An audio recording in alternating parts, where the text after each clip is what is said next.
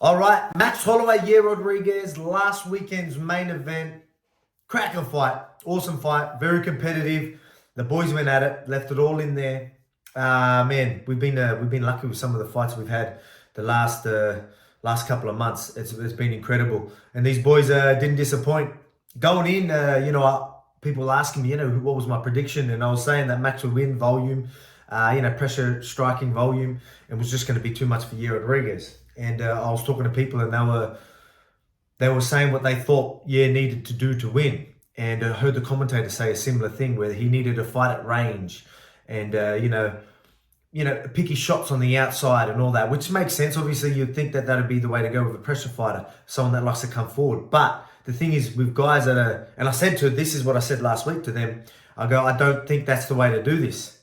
I think you need to stand your ground. You know what I mean? If you want to fight at range, you can, but we need to stand our ground, especially early. So, you need to stand your ground if you want Max, to respect what you're doing, and then maybe give you that little bit of space. Because if you are just constantly on the back foot, trying to find this range you're comfortable at, before you know it, you're not throwing any punches because you're trying to find this, comfortable position, this comfortable range that, Max was never going to let him get. And before you know it, the rounds are going away from you. You're tired, you can't keep up, and then obviously you're getting hit. So I said that's not the way. Not find that range. You need to stand his ground. And did it. I didn't think he was gonna. So I was thinking Max was just gonna pressure him. He's gonna try and do that, and that'll be it. But Yair Rodriguez stood his ground. He actually made it very hard for Max to get going. Broke his rhythm with big leg kicks. Stood his ground, barely any footwork at all in them earlier rounds. Literally just stood his ground, like it almost looked flat-footed and goes, bring it on. Come in looping shots, shelled up here and there, rolled, did like little Canelo rolls. Would Canelo roll this way, Canelo roll that way. One thing that I really liked about that is his elbows off it. So it looked the same. Yeah, shelling up, I'm going to roll, Canelo roll out this way, or, the Canelo roll like that. But he would make that look like the elbows and things like that. So he started really mixing up, making it hard for Max to get going, because Max wanted to go 1, 2, 3, and then as you were trying to, find your space or trying to exit a certain way, he'll go 6, the 6-hit combo, you know what I mean? He'll go in 4, 5, 6, 7, like he did with Cater. Good example was Cater, where Cater, Max would beat him to the punch, and then, Cater would exit a certain way, and then Max just made him pay. And it was like on repeat, where, made that hard because he was always exiting different. So I don't want to give too much away, I probably already have. But yeah, that's something that I thought did really well. The first 2 rounds were still competitive. Definitely the first round was Yair's. Second round could have gone either way. It was that close. Max definitely picked it up. A bit of the same as the first one, but Max started landing that little bit more and just stuck to his guns. Even though he was getting hit a lot, he was like, all right, he's going to slow down, and just kept going. To Yair's credit, he didn't slow down too much. But that was a bigger round for Max Holloway. And then we went to the third round. And, quote Nate Diaz, "Oh, you're a wrestler now." And that's not a shot. Why isn't it a shot? Because this is MMA. You need to use the right tools for the right job. So Max did what he had to do to turn this fight around. Because again, Yair was up 1, and then there was a very close round. Could have gone either way.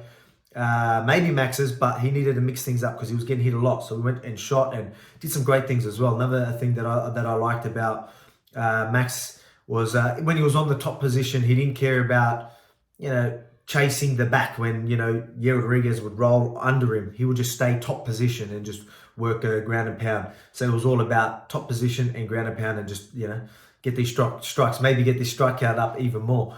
So that was good. And another good thing I seen Max do with a double leg he did, because Yair was going the inside leg kick to the lead leg, obviously. He switched stance as he was throwing that leg kick, or as he was about to. So the lead leg was gone. Switched stance, level change, and ran a double leg, which was pretty good. It was a nice move. So credit to both guys. They did some great stuff. So round 3, 4 was definitely Max's round. Definitely turned it right around. The 5th round comes out, and more like the second. Very close, back and forth, stand-up fight. Max was looking for all tools, was trying to clinch up and things like that, but mainly on the feet, and both doing damage. So again, that round could have gone either way. But, again, credit to because I didn't think he was going to have that type of fight. I thought he would try, fight at range and use his flashy kicks, but he said, I'm going to stand my ground.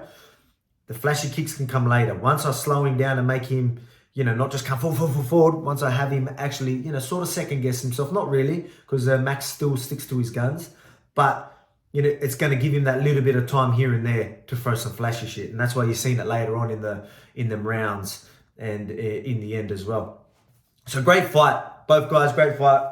Round of applause for them. Again, we've been blessed with some of these fights the last couple of months. But now what's next? What's next for Max and Yair? Yeah, I think Ortega is a good one. Maybe Zabit if he comes back. Again, one of the top guys, because he's showed that, they've all showed that they can compete with the top guys. So let's see who goes out there. Max, we know what's next. We know what's next, right? Leading into this fight, the winner was going to get the title shot. Whether it was Max or Yair, whoever won was going to get the title shot. The UFC said that to us. We're waiting on it. I'm sure the UFC said it to Max. So the UFC, green lights on UFC for the trilogy. Green light for me. But the only one that's talking about other options is Max Holloway. So, this might rattle a few feathers. But I'm going to leave you with this. Am I saying he's scared? Maybe. But I want you to hear me out here. For Max, this is a big deal. You fight me again and lose and go 0-3 against me in the featherweight division in your prime, Max in his prime. You talk about legacy.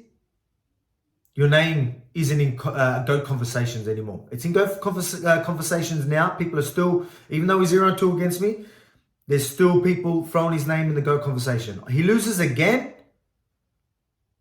We know no more. Your legacy in the featherweight division, tarnished.